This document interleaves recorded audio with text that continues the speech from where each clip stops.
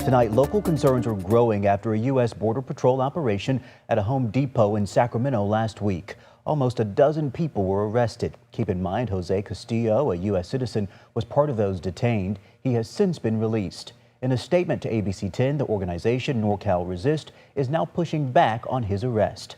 They say in part, quote, eyewitness testimony supports his defense and contradicts the statements and images put forth by Border Patrol. Ultimately, Border Patrol must reckon with the fact that their use of violence during this operation and the arrest of Jose was unjustified. Castillo is facing charges of impeding or assaulting a federal officer.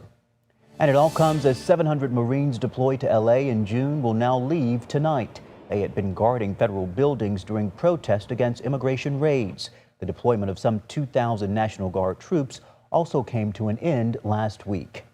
As concerns increase in the immigrant community, Sacramento nonprofits are now trying to build a local safety net. It's known as the Sacramento RISE Hub. ABC 10's Roxanne Elias has a closer look. He's my husband, and he's a U.S. citizen. Animosity, fear, and anxiety is being felt among immigrant communities who are witnessing arrests in Sacramento. This is video of last week's operation where Border Patrol arrested nearly a dozen people in an operation in South Sacramento. This was the first time to our knowledge that there was this kind of activity in Sacramento, but we also anticipate there being future activities like this. Jesse Mabry is the CEO of Opening Doors, a nonprofit helping immigrants facing challenging times. The organization, along with others such as NorCal Resist and La Familia Counseling Center, are launching the Sacramento RISE Hub, which is an online website. It's a network of partner organizations supporting their immigrant neighbors. What we're looking to do with the hub is to strengthen our ability to do rapid response in real time when someone is detained, looking to create more opportunities for individuals to get access to high-quality legal consultations and services, and then get access to community education. They're also creating a space for community members who want to walk alongside their neighbors and sign up to volunteer.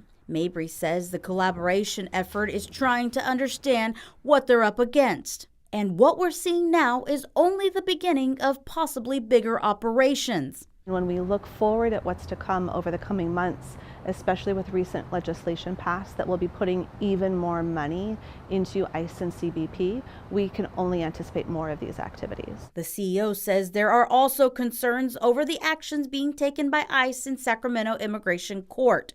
She says so far there have been at least 37 people arrested at the courthouse, and they were all people who were following the legal process. Everyone has the right to remain silent. If you are approached by ICE, you can ask to see a warrant and ensure that your name is on that warrant. Everyone has a right to due process.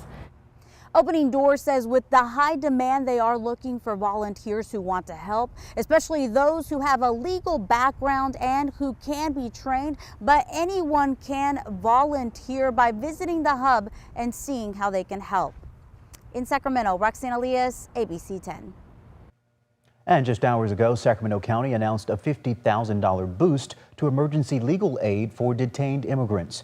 Here's what we know. It will support the Fuel Network and fund volunteer attorneys who provide emergency legal help at the Sacramento ICE Center. It also expands service beyond city limits, including Know Your Rights outreach and family separation plans.